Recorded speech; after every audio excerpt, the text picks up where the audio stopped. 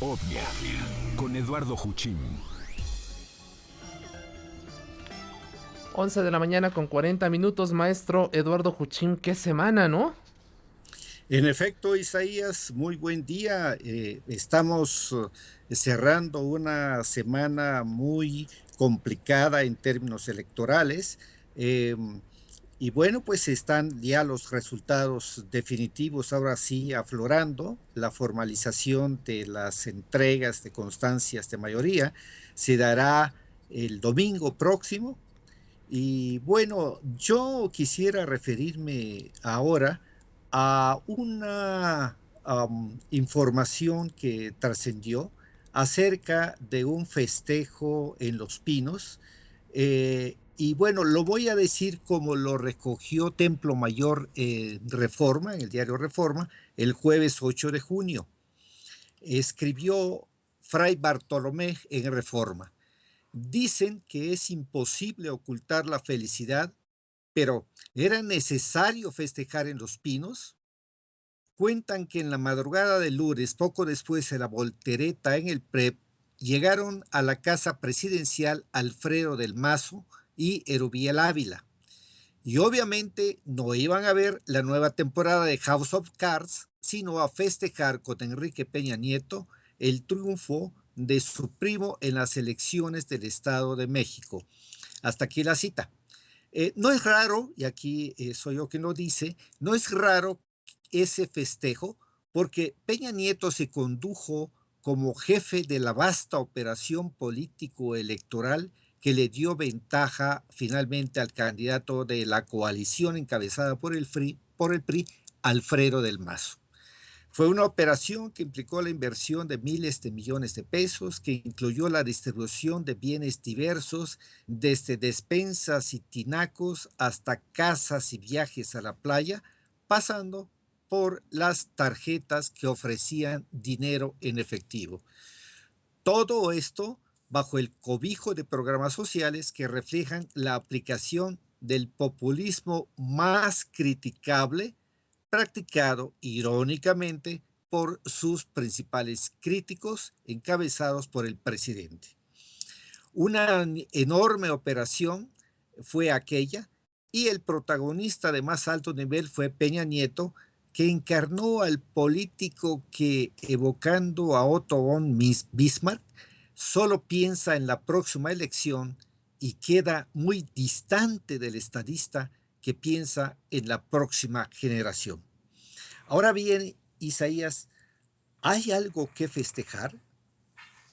Sí lo hay, por supuesto, sí hay que festejar si nos quedamos en lo superficial.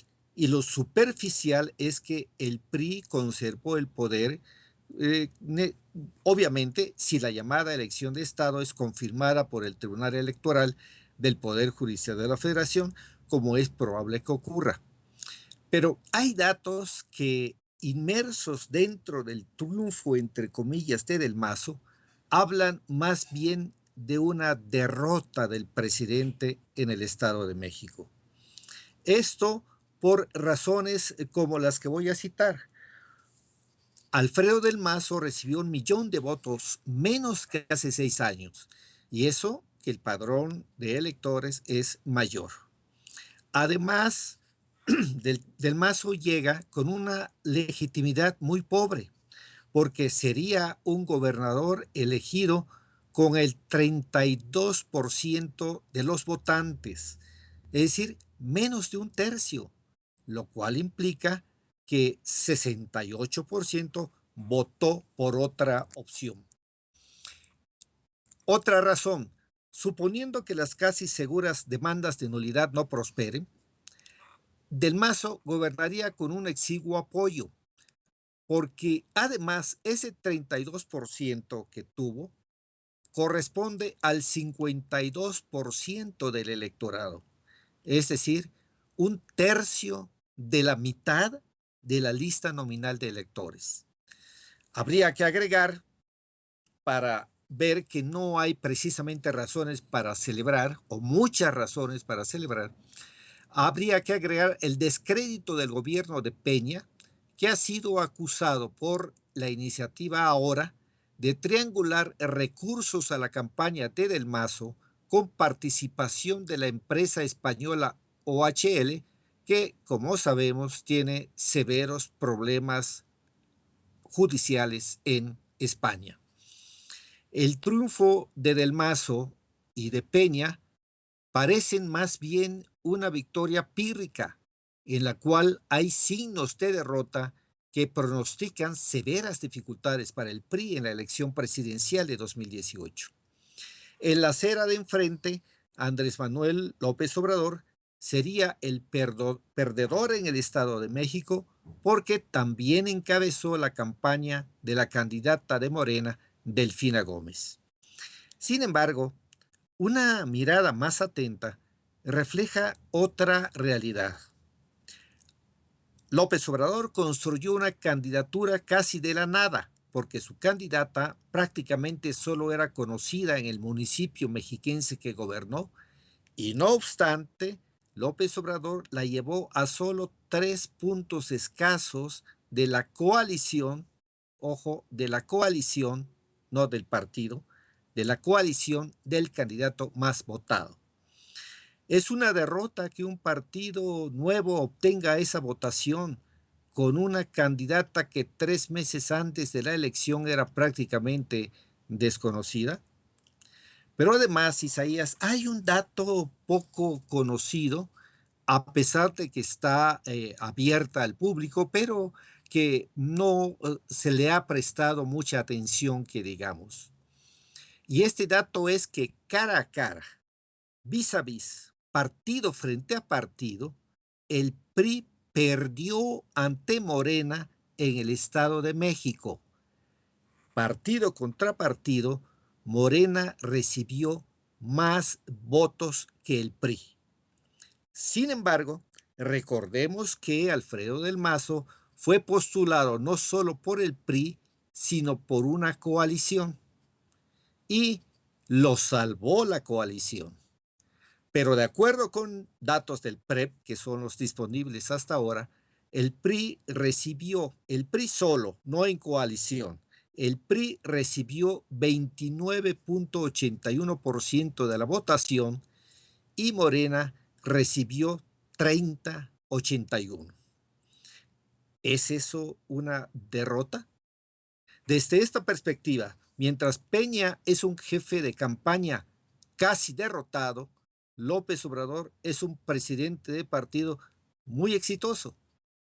Esto es por lo que se refiere al Estado de México. Y en Coahuila, Isaías, es evidente un retroceso en nuestra incipiente democracia muy deplorable y muy grave.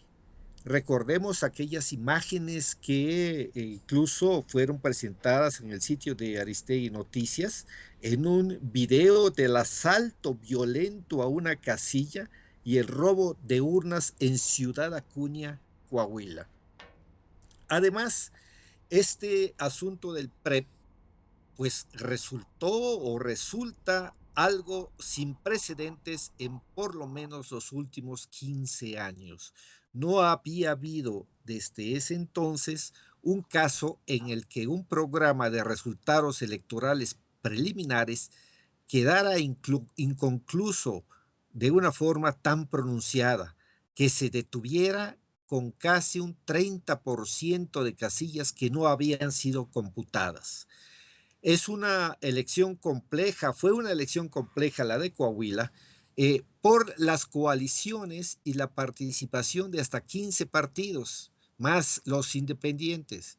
Es esta, eh, este problema del PREP, que más que un problema del PREP en sí mismo, fue un problema de que se quedó sin alimentar el PREP porque no era posible procesar de la forma normal las actas del casi el 30% de la votación.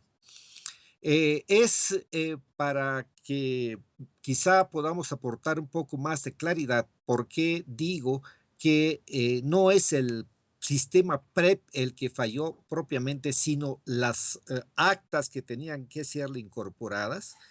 Es como un automóvil, como un motor de un automóvil que de repente se detiene el automóvil porque le falta gasolina.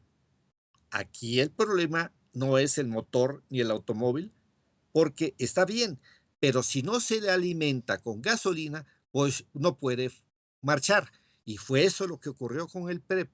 Como no había actas que se le incorporaran, pues no podía fallar. Como quiera que sea, es una falla grave que tiene su origen, primero, en la complejidad de las coaliciones del estado de Coahuila, pero también, y esto es lo más preocupante, en una deficiente capacitación de los funcionarios de casilla. Recordemos que los funcionarios de casilla son los ciudadanos comunes y corrientes, algunos con mayor conocimiento sobre los asuntos electorales y otros no, pero como quiera que sea, ahí la capacitación tiene que ser justamente por esa calidad ciudadana que recoge a distintas personas, tiene que ser la capacitación muy insistente, muy clara y muy efectiva. Eso falló en Coahuila y está a cargo fundamentalmente esa tarea en concreto, no tanto a la autoridad local, sino al Instituto Nacional Electoral. Y por Y lo que toca, desde luego, esto no excluye la responsabilidad del órgano local, del Instituto Electoral de Coahuila, porque pues también tenía responsabilidad en el manejo de las elecciones en la organización, y ya escuchamos el testimonio de un consejero ciudadano que relata, revela cómo fue la operación, inclusive dentro del instituto, por parte de 2 consejeros al menos cercanos y operadores del PRI. maestro Y Juchín, si me permite, maestro Juchín, justo ahora que está haciendo usted referencia a la responsabilidad del INE en la capacitación del personal para manejar una elección, en estos momentos se está desarrollando una conferencia de prensa en la sede del Instituto Nacional. Estamos escuchando a el consejero Ciro Murayama. Si me permite, vamos a claro, permitir que nuestro auditorio lo escuche y lo comentamos si le parece. me parece muy bien. Que haya intentado alterar la voluntad depositada en las urnas. Sí ocurrió, pero también muy enérgicos en frenar la denuncia a las primeras de cambio y sin elementos. Porque todos los actores políticos tuvieron el derecho de estar en las casillas, de obtener el acta que llenaron de puño y letra los ciudadanos funcionarios de mesa directiva de casilla. Y con eso, ellos tienen un primer elemento de prueba de cuál fue la votación obtenida por cada partido en las casillas. Y es la hora, en que los propios actores políticos no han dado a conocer sus resultados de manera pormenorizada cuando alegan que les ha favorecido. La autoridad ha publicado acta por acta que consiguió captar en el PREP. En unas es prácticamente el 100% y en otros hubo deficiencia, pero ahí está pública toda esa información. El principio de máxima publicidad que da la Constitución a la materia electoral obliga a la autoridad, pero también a los actores políticos. Yo creo que si alguien tiene la percepción de que hubo algún procedimiento incorrecto que modificó lo que se expresó en las urnas y se recogió en los datos, debe de probarlo. De esa manera incluso se ayuda para defender sus dichos, para ejercer sus derechos. Pero denunciar sin probar es algo inaceptable viniendo de actores políticos que son poderosas maquinarias.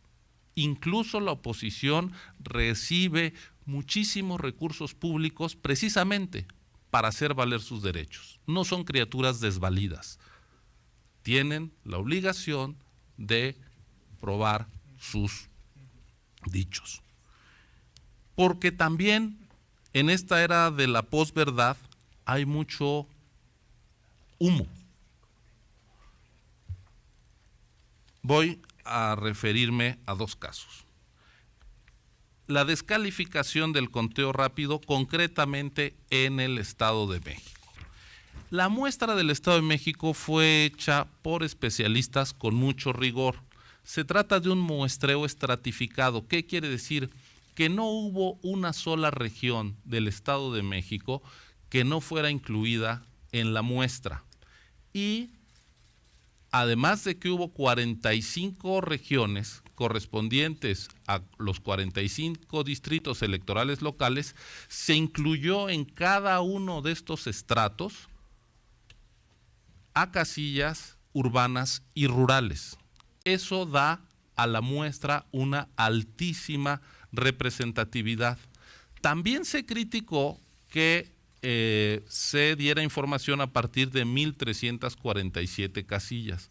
Pero si ustedes ven el comportamiento de la información, que por cierto publicó el Comité Técnico del Estado de México desde el día lunes y que está disponible en internet, ustedes pueden ver cómo venían los intervalos de estimación desde las 18:40, cuando llegaron las primeras actas de la muestra, hacia las 19:30, 19:40, a las 19:50 se habían separado ya los intervalos entre primero y segundo lugar. Es decir, que desde muy temprano la muestra, al ser de tan buena calidad y la información al estar fluyendo con agilidad, permitió a los técnicos saber que las curvas se habían estabilizado, que los intervalos no se tocaban y estuvieron en posibilidad desde las 8 de la noche de brindar esa información. Esperaron más de una hora y toda la información fue consistente, no hubo alteración del comportamiento de la muestra y por eso salieron adelante. En el Estado de México los científicos habían estimado que con 1,200 casillas era más que suficiente y decidieron hacer una sobremuestra hasta 1,800 para evitar que se tuviera información incompleta. Más valía tener de más que de menos. Ellos decían, con 1,200 podemos hacer el cálculo y lo hicieron con 1,347. Si ustedes ven, además, ahora esta gráfica que es por número de acta, también desde muy temprano, desde que se tenían 500 actas, estaba mostrando un comportamiento estable. Entonces, la descalificación del trabajo de los técnicos es del trabajo científico es una descalificación gratuita. Se vale no saber de estadística, no es un pecado, pero lo que no se vale es desde la ignorancia demeritar el trabajo bien hecho por los científicos. Y doy otro ejemplo. Se ha señalado que la posible, que la incorporación de algunos ciudadanos que fueron a votar y no estaba completo el número de integrantes de la mesa directiva de casilla pudo implicar algún sesgo en la votación. Me concentro en el caso del Estado de México. En el Estado de México se instalaron 18,605 casillas. Participaron más de, y de ellas, en todas ellas participaron ciudadanos tomados de la fila solo en un 7%. O sea, no es que en el 7% de las casillas del total de funcionarios, el 7% fue tomado de la fila. ¿Qué pasó en las casillas donde hubo algún funcionario de la fila? Los 3,937 ciudadanos que fueron tomados de la fila, ¿cómo se comportaron sus casillas? Miren ustedes, a nivel global, sin tomar en cuenta, sin distinguir entre casillas, la coalición del PRI ganó el 42% de las casillas, la de la candidata de Morena ganó en el 40% de las casillas, el candidato del PRD en el 11% de las casillas, la candidata del PAN en el 3% de las casillas. 42, 40, 11 y 3. ¿Qué pasó ahí donde se tomaron funcionarios de la fila? que Morena ganó en el 46% de las casillas, la coalición del PRI en 36.7, el PRD en 8.71, el PAN en 1.75. Es decir, incluso la oposición consiguió el triunfo con más frecuencia en las casillas donde se incorporó algún funcionario de la fila. Quiere decir que la incorporación de funcionarios de la fila es algo natural, que no tiene ningún sesgo a favor de la fuerza política gobernante, y eso lo prueban las estadísticas. Entonces, estamos también en la obligación de atender aquello que genera duda legítima, aquello en lo que hay alguna prueba, e ir a fondo y ser implacables si hubo alguna acción para vulnerar la voluntad popular. Pero también tenemos que ser muy responsables para no reproducir descalificaciones gratuitas y malintencionadas, porque eso también hay en el ambiente, es algo natural, no nos debe de asustar, pero no debemos nosotros ser difusores de medias verdades. Bastante se ha padecido esa práctica en los últimos años en el mundo, entonces pues la objetividad es nuestra obligación. Entonces con objetividad vamos a analizar todo. Si hay algo incorrecto, que se corrija, pero si hay medias verdades, pues hay que desnudarlas. Gracias. Gracias, consejero Murayama. Consejero Nassif. Pues, maestro Eduardo Juchim, estamos escuchando en vivo lo que dijo hace unos minutos el consejero electoral Ciro Murayama, y él pues defiende, ¿no? Estamos escuchando allí una defensa y le asegura que quien acusa tiene la obligación de probar, dice, denunciar sin probar es inaceptable. Él señala que en la era de la posverdad, incluso se aventó ahí esta frase, hay mucho humo. Y pues defiende, ¿no? Dice que esta muestra aleatoria en el caso del Estado de México, de 1,347 casillas, tiene una alta representatividad, no se vale, dice, las descalificaciones gratuitas, y tampoco se vale hacer difusores de medias verdades. ¿Qué le parece, maestro, lo que está en estos momentos ocurriendo en la sede del Instituto Nacional Electoral? Yo creo que lo que dice Ciro Murayama es cierto, las cosas hay que probarlas, no hay que acusar sin fundamento, pero lo cierto es que la autoridad también tiene responsabilidad en lo relacionado con probar asuntos irregulares dentro de una elección. Y estoy pensando concretamente en lo que le toca al Instituto Electoral en materia de fiscalización, es decir, lo que viene, porque este instituto, que es tan reacio a admitir sus fallas, que es tan reacio a aceptar sus responsabilidades y sus omisiones, tiene una bomba en el escritorio de la Comisión y de la Unidad Técnica de Fiscalización, que es la denuncia con forma de queja, formalmente es una queja, de Iniciativa Ahora, que documenta una triangulación de recursos hacia la campaña de Alfredo del Mazo en el Estado de México. Y no obstante que ahí la tiene, todavía ni siquiera le ha comunicado a los denunciantes si la acepta o no. Y es un asunto muy grave, porque señala directamente cantidades de manera documentada por miles de millones de pesos.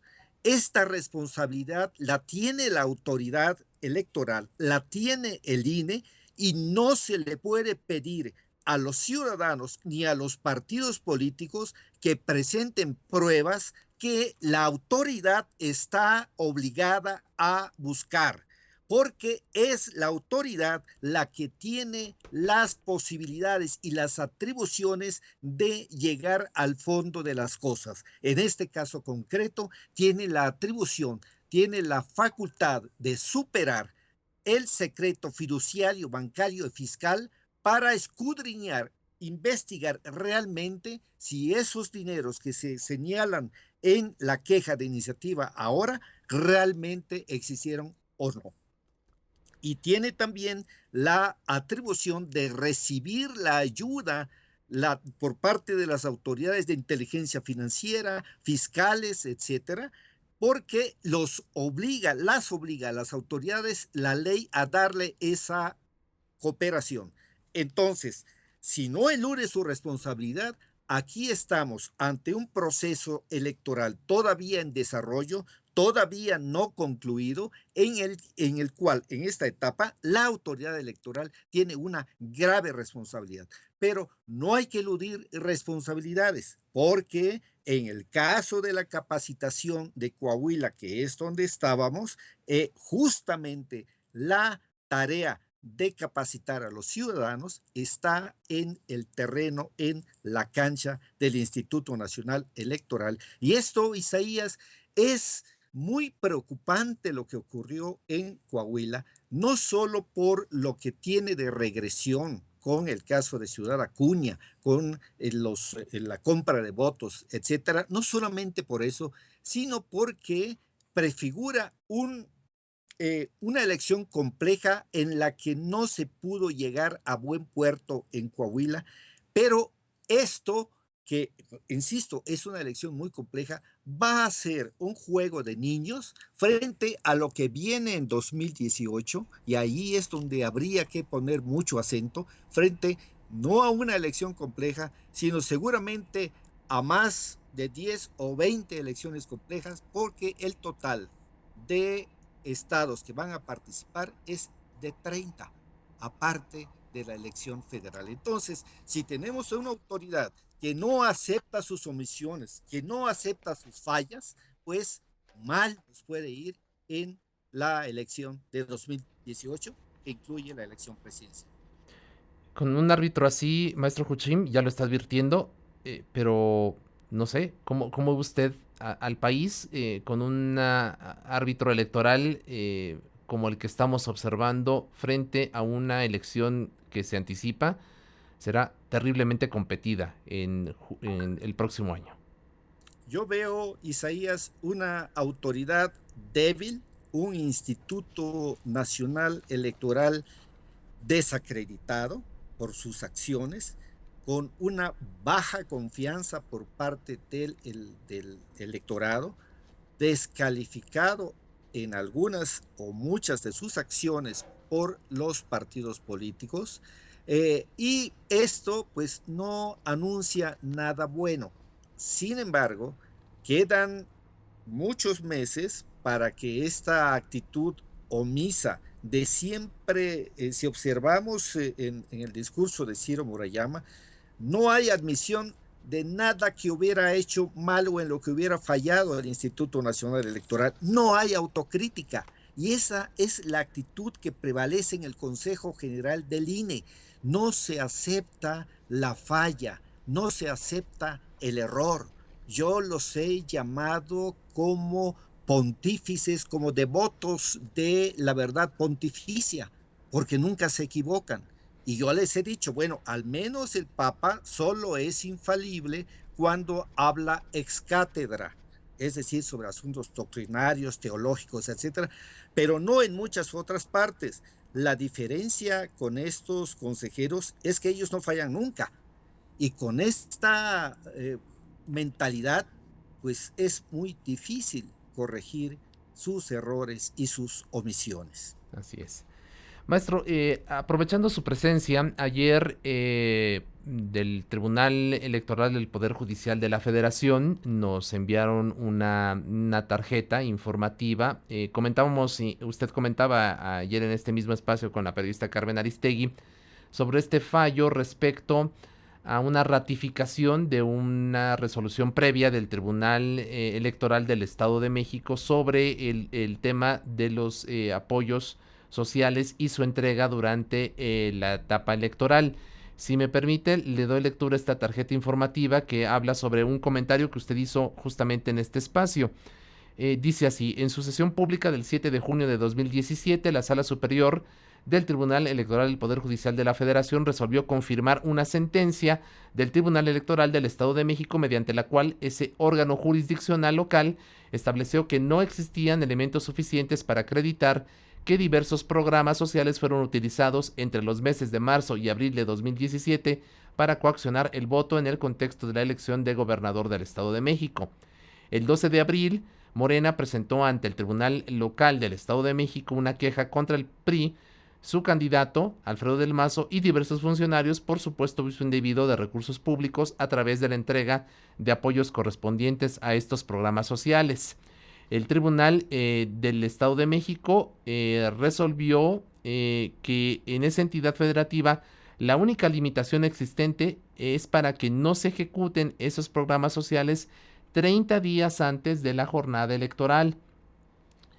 El artículo 261 del Código Electoral del Estado de México establece que durante los 30 días anteriores a la jornada, las autoridades estatales y municipales, así como los legisladores locales, se abstendrán de establecer y operar programas de apoyo social o comunitario que impliquen entrega a la población de materiales, alimentos o cualquier elemento que forme parte de sus programas asistenciales o de promoción y desarrollo social.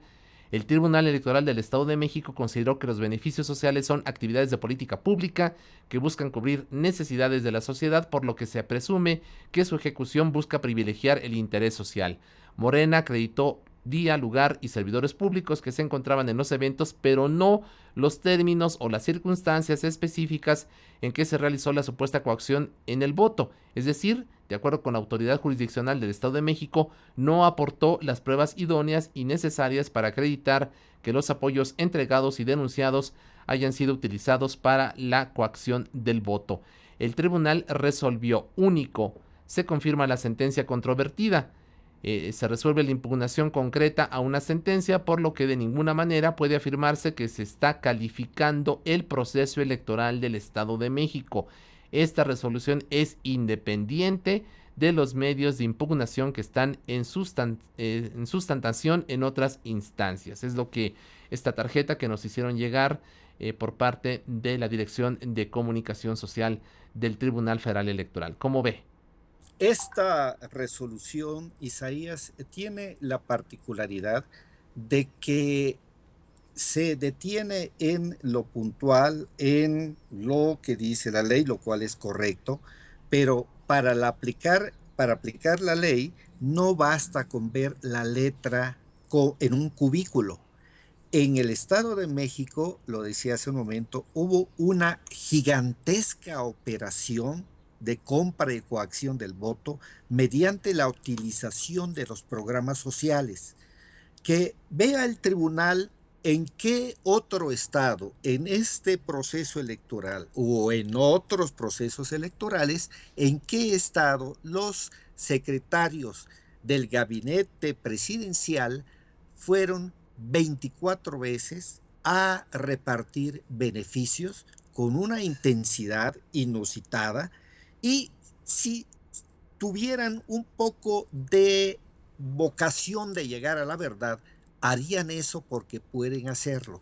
Hay una figura que se llama diligencias para mejor proveer, que permite que la autoridad jurisdiccional, como es el tribunal, le ordene a las autoridades administrativas que realicen ciertas indagaciones y ciertas actividades, porque ciertamente al tribunal no le toca investigar, pero sí a las autoridades administrativas.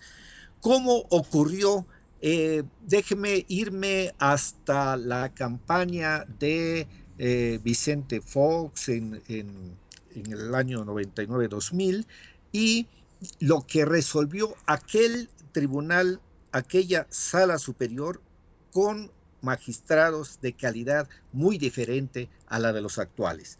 Cuando el IFE que presidía José Woldenberg quiere dar por concluida la investigación de amigos de Fox, el tribunal le dice: oye, no puedes hacer esto, dicho obviamente en lenguaje llano, no puedes hacer eso porque te falta hacer estas averiguaciones. y le detalla qué es lo que tiene que hacer, y así es como se llega a una sanción, la segunda más fuerte en ese entonces, que fue al Partido Acción Nacional por el caso Amigos de Fox. Esa es la actitud de una autoridad jurisdiccional que quiere llegar a la verdad y no solamente escudarse en los rincones de la ley para evadir su responsabilidad. Ese es el problema. Ciertamente han llegado muchos asuntos de litigio que veremos cómo se comporta este tribunal, cuyas sentencias hasta ahora, por lo menos a mí, me resultan insatisfactorias y me revelan a un tribunal constituido por magistrados de muy poca estatura jurídica, que incluso evaden la discusión, porque sus asuntos, como este al que se referían, sencillamente lo presenta el ponente, lo lee la secretaria, lo que llaman cuenta, que es un resumen de la sentencia, y levantan la mano para aprobarlo por unanimidad, sin argumentar, sin decir por qué van a votar en un sentido o en otro, que en este caso fue por unanimidad. De tal suerte que otra preocupación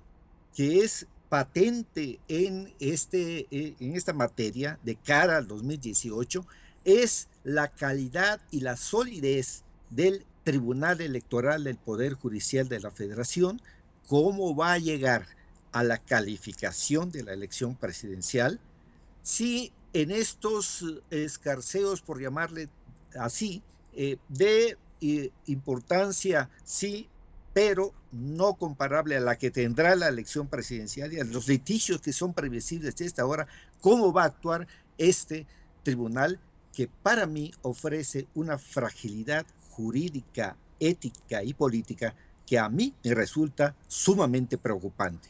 Así es.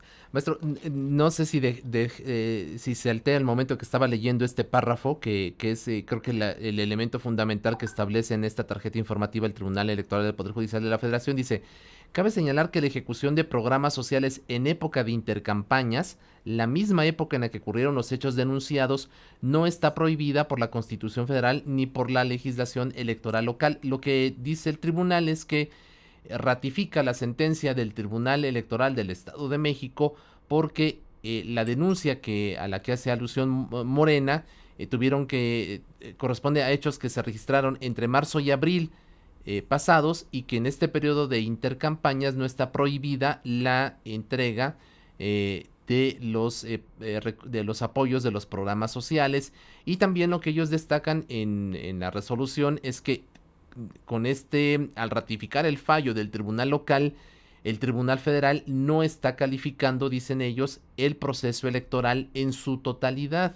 Ellos advierten que seguramente habrá, como no está ocurriendo, muchas impugnaciones, y que estas están pendientes de resolución, y que hasta el momento pues no hay un fallo definitivo sobre los mismos. Sí, en esa parte estamos de acuerdo. Falta una serie de litigios que habrá que ver cómo lo resuelven.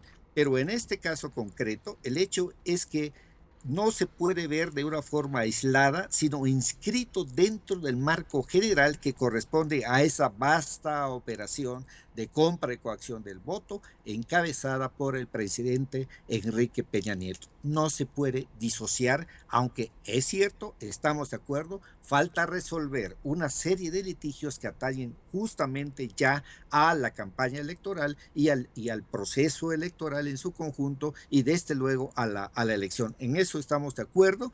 Veremos cómo resuelve el tribunal. Yo no tengo muchas esperanzas de que haga algo que vaya en contra de esta gran operación de compra y coacción en el Estado de México, pero veremos lo que ocurre cuando resuelvan estos asuntos, y sería deseable que lo hagan no en sesiones privadas, sino de cara a la sociedad, mediante además sesiones donde expliquen por qué votan en un sentido y no en otro, y no se limiten a levantar la mano como si fueran diputados, que no lo son.